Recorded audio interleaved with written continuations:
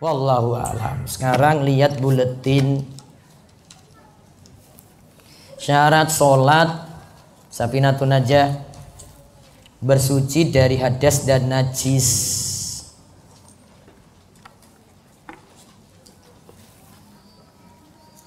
Syarat sholat ada banyak di sini kita sebutkan. Syurutus sholati samaniyatun.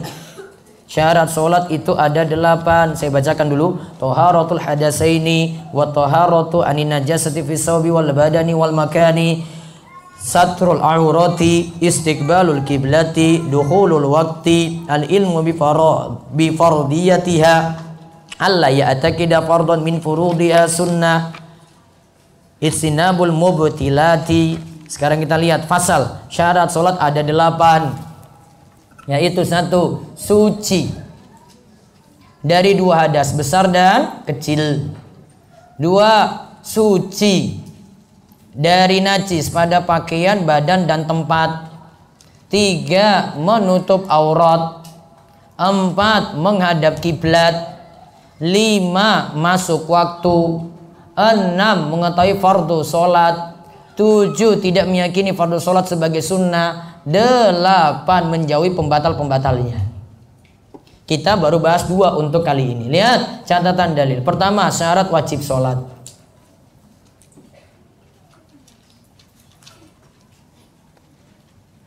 Syarat wajib sholat itu ada 6. Apa dimaksudkan syarat wajib sholat ini, Bu? Kalau keadaannya dapat syarat wajib ini, maka sudah disuruh sholat. Kalau dapat syarat wajib ini berarti sudah disuruh sholat. Jadi wajib. Apa syaratnya? Syarat wajib sholat ada 6. 1. Islam. 2. Balik. 3. Berakal. 4. Bersih dari haid dan nifas. 5. Telah sampainya dakwah. 6. Selamat panca indera. Ini disebutkan dalam Nailur Roja bisyara Safina an-Najah. Bisyara Safinatun Najah. Ini bukunya Nailur Roja. Nailur Roja. Nih. 4 pertama dari syarat wajib sholat di atas disepakati oleh para ulama. Berarti apa? Islam, balik, berakal, bersih dari haid dan nifas. Bu, lihat syarat wajib sholat ini beda dengan yang kita sebutkan di atas tadi. Syarat sholat, kalau syarat sholat itu syarat sahnya. Kalau di sini syarat wajibnya, artinya wajib ini didapati, syarat wajib ini didapati, berarti jadi wajib sholat. Berarti orang kafir wajib sholat nggak? Tidak. Namun orang kafir akan kena hukuman di akhirat dikarenakan dia meninggalkan ya syariat semacam ini, karena sebab dia kafir. 2. Balik. Berarti anak-anak wajib sholat atau tidak? Tidak. Namun sejak usia 7 tahun sudah diajak sholat. Usia 10, jika tidak mau sholat boleh dikerasi.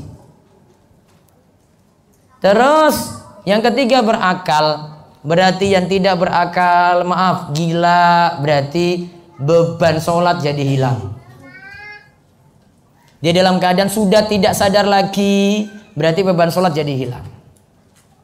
Yang keempat, bersih dari haid dan nifas. Cuma haid dan nifas saja, Bu. Berarti istihadah tetap sholat. Keputihan tetap sholat. Karena cuma dibilang bersih dari haid dan nifas. Berarti kalau darah yang keluar darah istihadah tetap sholat. Darah yang keluar itu darah, yang keluar itu keputihan, yang keluar itu keputihan tetap sholat. Sekarang kedua, suci dari hadas besar dan hadas kecil. Suci dari hadas besar dan kecil merupakan syarat sahnya sholat. Ada nukilan ijma ulama dalam hal ini seperti dinyatakan oleh Ibnu Munzir, Ibnu Hazm, Ibnu Battal, Imam Nawawi dan Al-Iraqi. Hadisnya lihat dari Abu Hurairah radhiyallahu anhu, ia berkata bahwa Rasulullah sallallahu alaihi wasallam bersabda, la yaqbalullahu sholata ahadikum idza ahdatsa hatta yatawaddaa. Allah tidaklah menerima sholat salah seorang di antara kalian ketika ia berhadas sampai ia berwudu. Berarti orang yang berhadas kalau sholatnya tidak diterima. Kecuali kalau dia dalam keadaan lupa, dia tidak dikenai dosa. Namun harus tetap mengulangi sholat. Kok sudah buang hajat terus dia itu nggak wudhu, langsung sholat, lupa untuk wudhu. Maka sholat yang dia lakukan ya belum diterima ya, namun tidak dikenai dosa karena lupa. Dan sholatnya harus diulang. Terus Said Ahmad bin Umar Asy-Syatiri, Al-Alawi At-Tarimi, Al-Hadrami Asy-Syafi'i mengatakan orang yang melaksanakan sholat harus suci dari hadas kecil maupun hadas besar dengan menggunakan air atau debu dengan syarat tertentu. Tidak sah sholat yang dilakukan dengan tidak bersuci padahal terdapat air atau debu. Kok tidak bersuci padahal ada air, padahal ada debu, namun dia nggak pakai langsung sholat, sholatnya tidak diterima. Jika ia sengaja tidak bersuci dengan salah satunya padahal dalam keadaan tahu, ia dihukumi dosa. Jika ia lupa, ia diberi ganjaran atas niatannya karena lupa. Adapun jika ada yang tidak bisa bersuci dengan air atau debu, maka ia sholat demi memenuhi kewajiban dan untuk menghormati waktu. Namun sholat yang dilakukan dalam keadaan tersebut tetap diulang. Ini sebagian pendapat ya, gini. Jadi pendapat ini maksudnya kalau misalnya subuh mau wudu nggak bisa, tayamum juga nggak bisa, tangannya diborgol misalnya, nggak bisa gerak-gerak, maka dia tetap sholat subuh tanpa berwudu, tanpa tayamum sama sekali. Nanti ketika waktu jam 9 misalnya tangannya dilepas, dia bisa berwudu, bisa tayamum, dia ulangi sholat subuh tadi. Sholatnya tadi yang dia lakukan pada waktu subuh cuma menghormati waktu. Cuma menghormati waktu. Nah ini kalau dalam mazhab Syafi'i kayak gitu. Ada sholat yang diqadha karena sholat sebelumnya itu untuk menghormati waktu saja. Nah kalau pendapat ini agak berat, Bu. Ya, beberapa pendapat mazhab Syafi'i itu agak berat kayak begini. Padahal ini kalau lihat pendapat yang lainnya itu masih sah-sah saja. Seperti saya sebutkan dalam catatan di bawah ini. Lihat catatan. Catatan tentang sholat dalam keadaan berhadas. 1. Siapa yang sholat dalam keadaan lupa atau tidak tahu kalau ia masih dalam keadaan berhadas, maka sholatnya wajib diulangi. Hal ini disepakati oleh para ulama sebagaimana ada ijma yang dinyatakan oleh Ibnu Abdul Bar, Imam Nawawi, Ibnu Taimiyah dan Ibnu Rajab. Ingat ya, dia sholat dalam keadaan lupa, belum berwudu. Dalam keadaan apa, Bu? Lupa, baru lupa. Maka kalau dia terlanjur sholat, ya sholatnya wajib diulang.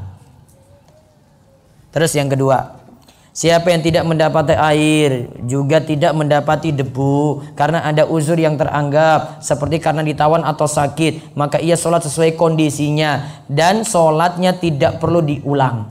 Berarti beda dengan pendapat di atas ya. Sini suruh ulang atau tidak? Tidak perlu. Inilah pendapat dalam mazhab Hambali, pendapat dalam ulama Malikiyah, salah satu pendapat Syafi'iyah. Berarti ada pendapat Syafi'i kayak gini juga. Dan itu juga pendapat Imam Bukhari, Ibnu Hazm, Imam Nawawi. Imam Nawawi juga Syafi'i, Ibnu Taimiyah, Ibnu Utsaimin, dan fatwa Al-Lajnah Ad-Daimah, Komisi Fatwa Kerajaan Saudi Arabia.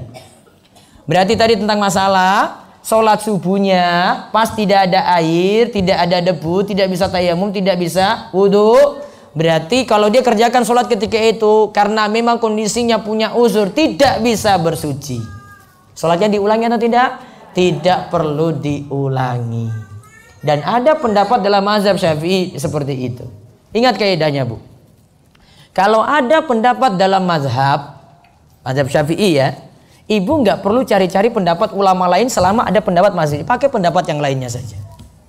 Contoh, dalam mazhab Syafi'i dan mazhab Imam Ahmad, sholat Jumat itu harus 40, Bu.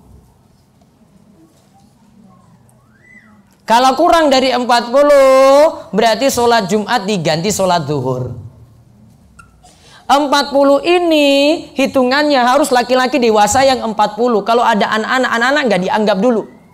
Harus cari laki-laki dewasa, jumlahnya berapa? 40. Jika yang hadir ada ibu-ibu, ibu-ibunya 20. Bapak-bapaknya 20. Sudah 40. Ibu-ibu nggak masuk hitungan. Nah, kalau terapkan kayak begini, di beberapa tempat nggak bisa, Bu. Apalagi mau terapkan di Gunung Kidul. Di Gunung Kidul itu sholat Jumatnya ada sebagian masjid itu cuma 10 orang. Kenapa 10 orang? Laki-laki pada pergi semua merantau. Kalau hari Jumat itu masih waktu kerja di Jogja. Kalau dulu saya terapkan kayak begini, wah ini berat sekali, ini nggak bisa ini pakai pendapat 40 ini. Namun ada pendapat dalam mazhab Syafi'i juga dikatakan oleh Imam Al-Muzani boleh 4 orang. Pendapat yang lainnya lagi katakan boleh 3. Maka saya pakai pendapat mazhab Syafi'i juga, namun pendapat yang lain masih boleh berarti.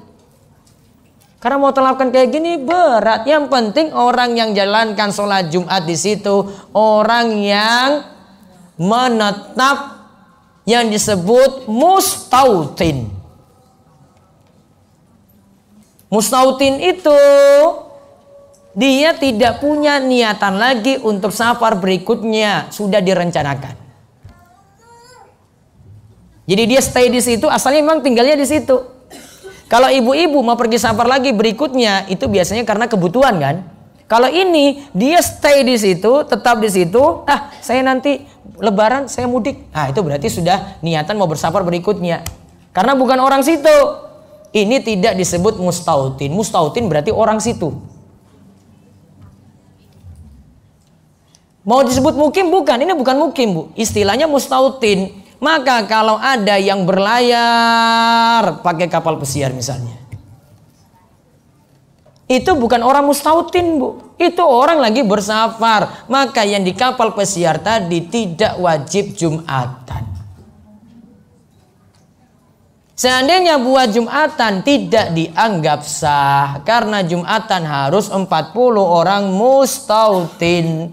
Sama juga untuk para suami yang kerja di offshore.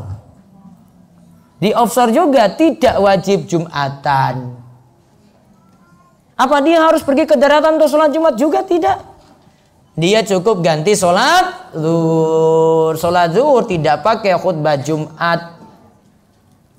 Karena syaratnya mustautin. Saya ingin sebutkan tadi, ternyata ada jumlah pun untuk masalah sholat Jumat tidak mesti 40 dalam mazhab Syafi'i. Ada katakan itu 3, ada katakan 4. Itu tadi ya, hadas. Berarti kesimpulannya, kalau dalam keadaan lupa, sholat dalam keadaan berhadas, sholatnya diapain tadi? Ulang atau tidak?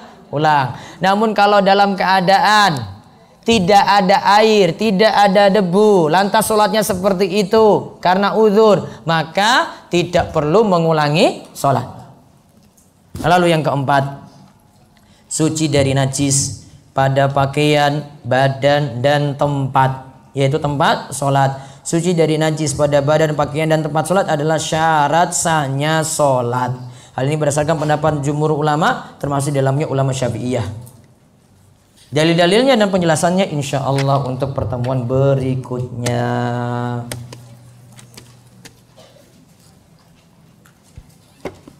Baik, monggo jika ada pertanyaan. Ya. Kita umroh, sholat di masjid. Ada yang nggak pakai sarung tangan atau mukena, langsung saja. Jilbabnya lebar nggak? Jilbabnya? Ini kelihatan nggak apa-apa, Bu? Iya. Yang penting tutupi kaki. Aurat itu seluruh tubuh kecuali wajah dan telapak tangan. Ini masih boleh. Punggung masih boleh terlihat. Itu yang paling kuat. Kaos kakinya kelihatan sedikit, nanti ditambah lagi kainnya. Gak usah perhatikan yang lain. Perhatikan Bu Irma aja. Wallahu a'lam. Ada lagi? Nah, sekarang kertas dulu. Ayo, kertas. Ada lewat kotak lagi.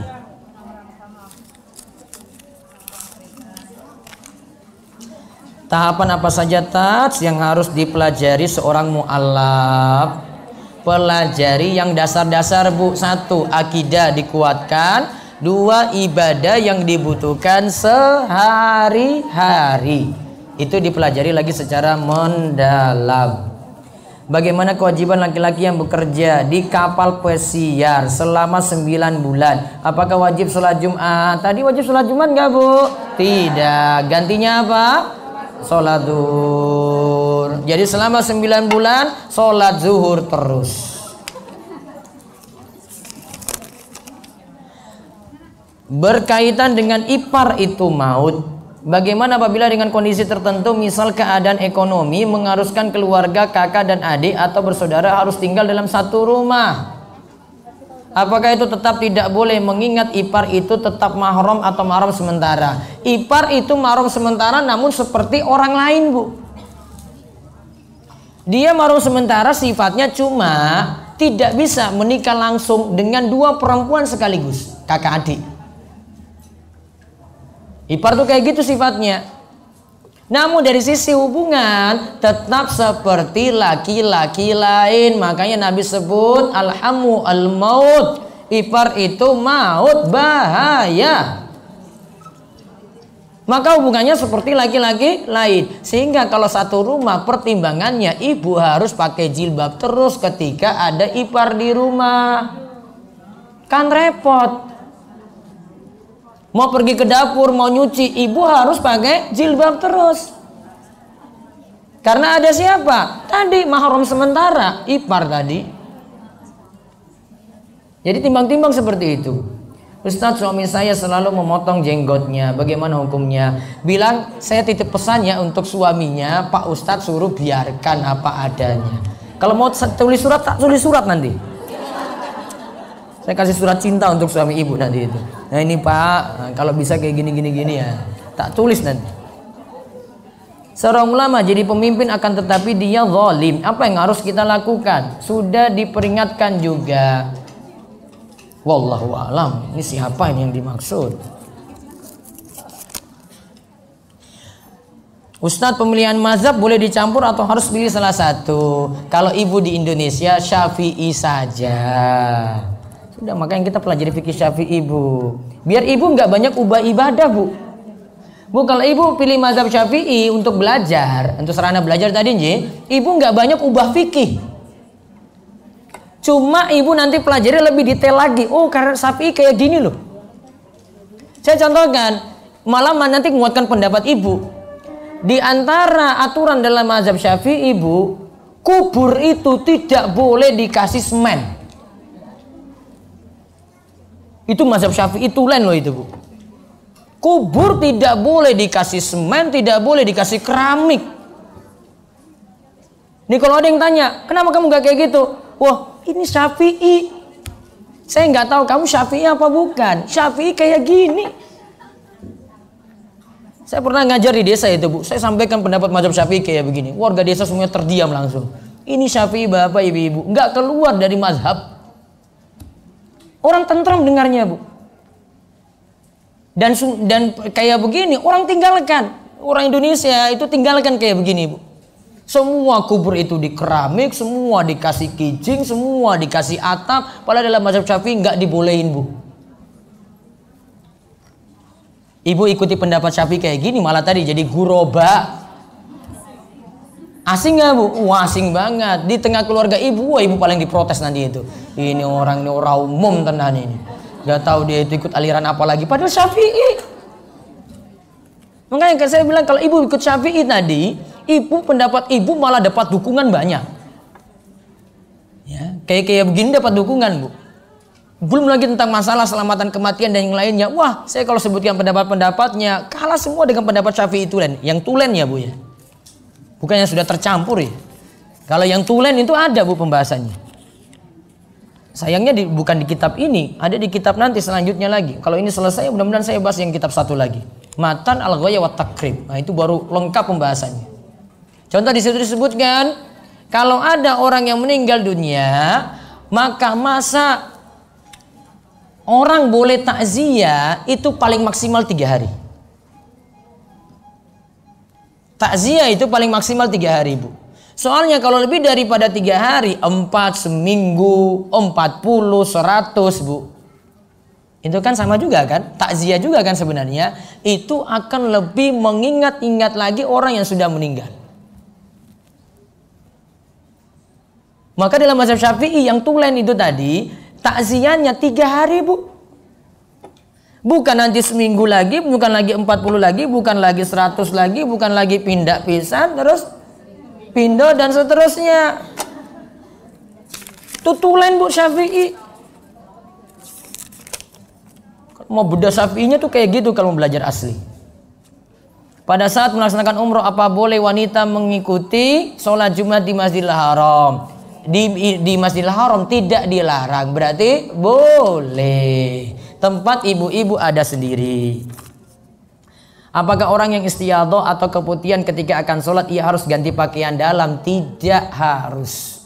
Kalau repot ganti, tetap pakai seperti itu atau ada pembalut tidak masalah. Terus sholat berwudu, tidak perlu mandi, lalu tidak ada jeda antara wudu tadi dengan sholat.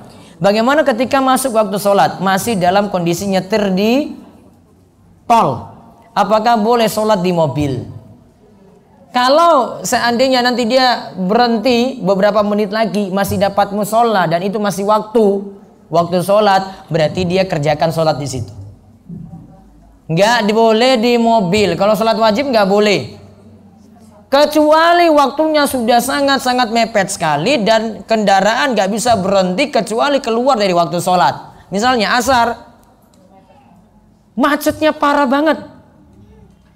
Mau saya tunda, ternyata ketika itu keluar nanti dari waktu asar berarti masuk waktu maghrib.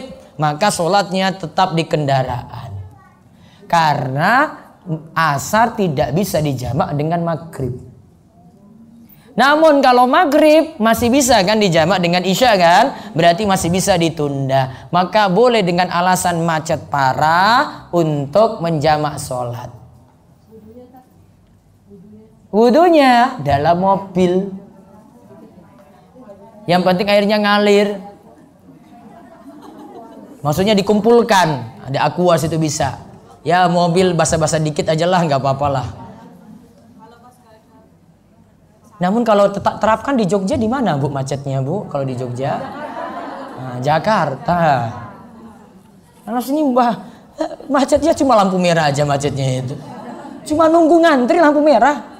Saya di selatan sendiri, Ngerut Selatan itu. Cuma nunggu aja macet lampu merah aja. 5 menit lagi sudah dapat masjid lagi. Maka kayak kalau sini nggak bisa diterapkan, Bu. Nanti kalau parah nanti misalnya di tol gitu. Ya, terapkan kayak tadi. Hanya boleh jamak tadi untuk apa tadi? Maghrib, nunda ke isya kan boleh. Kalau asar nggak bisa, Bu.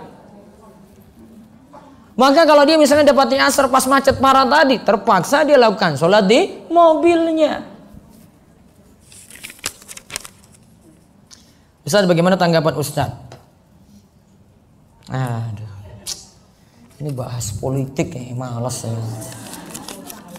Bahas Pak Soekarno, boten sah. Bagaimana sikap kita bila ada yang menghina Allah, Al-Quran dan Rasulullah seperti yang dilakukan oleh beberapa orang akhir-akhir ini? Kalau bisa dilaporkan, laporkan saja pihak berwajib gitu. Ya, kalau bisa ada yang punya kekuatan bisa laporin ini, laporin aja. Bagaimana tanggapan Ustadz bila ada yang bilang Islam itu tidak hanya ibadah dan muamalah saja, karena Rasulullah juga berpolitik dan perang. Iya, berpolitik dan perang, namun ya ada caranya juga. Ustadz, untuk sholat apa ini? Sholat baiknya itu sendiri atau jamaah? Untuk sholat apa ini ya? Sholat malam. Untuk sholat malam baiknya sendiri atau berjamaah? Berjamaah dengan siapa? Suami. Sunnah saja, Bu, nggak sampai juga harus. Boleh juga sholat sendiri. Posisi duduk tahiyat akhir pada sholat yang rokaatnya hanya 2, posisinya seperti tahiyat awal atau tahiyat akhir. Seperti tahiyat akhir, kaki keluar, duduknya tawarruk, subuh 2 rakaat, rawatib 2 rakaat, kaki kirinya tetap keluar tawarruk. Kalau belum tahiyat akhir baru iftirash, kakinya nggak keluar. Ini pendapat mazhab Syafi'i. Kenapa dipilih pendapat ini? Ini lebih manfaat, Bu. Manfaatnya satu, kalau makmum datang telat, terus dia lihat imamnya, oh kakinya sudah keluar, oh berarti imam sudah rakaat terakhir, saya belum, saya masbuk. Yang kedua, biasanya kalau kaki keluar itu duduknya bisa lebih lama dibandingkan dengan iftirash. Iftirash kakinya nggak bisa lama-lama, Bu. Maka kalau untuk tahiyat akhir kan biasanya tambah doa lagi kan? Ada doa lebih panjang, tahiyatnya lebih panjang, ada tambahan doa lagi lebih lama gitu. Maka butuh untuk lebih lama. Sehingga kalau tahiyat akhir untuk 2 rakaat pun baiknya tetap tawarruk. Sami mawon, Bu, sholat sunnah, rawatib, tahiyatul masjid, tahajud sama. Jika ada seorang yang pandai dalam ilmu agama, dia ustadz namun dia berbuat zina. Kalau ustadz berbuat zina, dosanya lebih besar daripada orang awam berbuat zina. Masalahnya dia jadi contoh. Ya, dia buat dosa kecil saja, Bu, itu dianggap dosa besar karena dia jadi contoh. Kenapa di saat menstruasi keimanan itu berkurang? Amalan apa yang bisa dilakukan ketika sedang menstruasi? Karena biasanya rutin membaca zikir pagi petang, ketika menstruasi jadi malas. Iya, Bu, kayak gini ya ibu-ibunya. Maka ada ibadah yang bisa ibu lakukan, paksa untuk lakukan, Bu. Zikir kan masih boleh. Doa antara azan dan iqamah masih boleh nggak? Boleh, Bu. Ibu nggak sholat, namun ibu udah manfaatkan. Saya dengar azan kan, dengar azan itu, setelah itu ibu doa, masih dapat amalan itu, Bu. Hari Jumat waktu berdoa, ibu bisa berdoa nggak waktu mens kayak gitu? Bisa. Baca Al-Quran juga masih boleh. Yang penting tidak nyentuh mushaf secara langsung atau pakai Al-Quran terjemah. Gitu caranya, Bu. Allah menciptakan manusia, jin dan lain-lain hanya untuk menyembah kepada Allah saja. Tapi Allah tidak butuh disembah. Maksudnya seperti apa, Ustadz? Allah nggak butuh ibadah kita. Makhluk yang butuh beribadah pada Allah. Seandainya ada yang nggak ibadah pun itu nggak kurangi kekuasaan Allah, Bu. Allah nggak merasa itu kekuasaannya kurang kalau ada yang nggak sholat. Maka Allah nggak butuh pada kita, kita yang butuh ibadah pada Allah. Itu maksudnya. Ustaz, apakah benar hukuman bagi orang yang melecehkan Nabi Muhammad SAW adalah hukuman mati tanpa dimintai taubat? Ini urusan pemerintah. Apakah menggunakan orang dijawab. Ustadz, berdosa tidak jika saya mendaftarkan anak saya ikhwan untuk mengikuti daurah DDS tanpa izin suami? Minta izin suami saja, Bu. Masa suami nggak mau izinkan anaknya jadi baik kalau mau ikut daurah? Suami saya sudah meninggal dunia. Dulu bekerja di lembaga ribawi. Rumah, kendaraan, dan uang pensiun menjadi harta haram. Bila kami harus melepas semuanya, padahal kami masih membutuhkan rumah, kendaraan, dan uang tadi untuk kebutuhan sehari-hari, saya harus bagaimana? Saya juga bingung untuk menjawab, Bu. Yang ada begini, uang ibu kalau tidak ada yang lain-lain ya, ibu diberi kesempatan 1 tahun untuk manfaatkan harta haram ini. 1 tahun. Makanya saya selalu tanya kalau ada problem kayak gini, punya usaha lain nggak? Kalau usaha lain ada ya sudah, lepas yang ini semuanya. Namun kalau tidak ada, berarti dia usahakan 1 tahun bertahan dengan itu, mungkin dia sambil cari yang lain gitu. 1 tahun belum dapat juga, itulah saya makanya bingung saya jawabnya ini, Bu. 1 tahun terus nggak dapat lagi, Ustadz, ya sudah. Mau bagaimana lagi? Dia butuh. Disunahkan motong kuku pada hari Jumat. Adakah tuntunan urutannya, Bu? Motong kuku nggak pakai aturan dari jempol sampai kelingking apa kelingking sampai jempol, bebas. Bagaimana menghadapi suami yang egois dan overprotective? SABAR. Sabar. Always ya.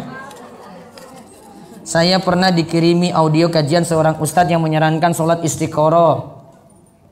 Istiqoroh bil Quran. Jadi setelah sholat kita buka Quran semau kita. Lalu ayat dan surat yang kita lihat pertama kali itu adalah jawaban dari masalah kita.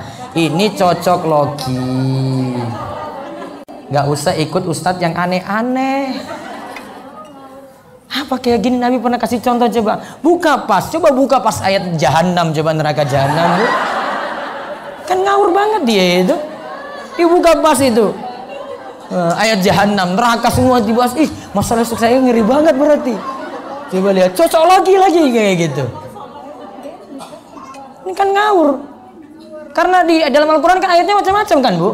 Gak semua surga gitu enggak. Ustaz, bagaimana menyikapinya jika ada orang-orang yang bertobat karena mendengarkan kajian?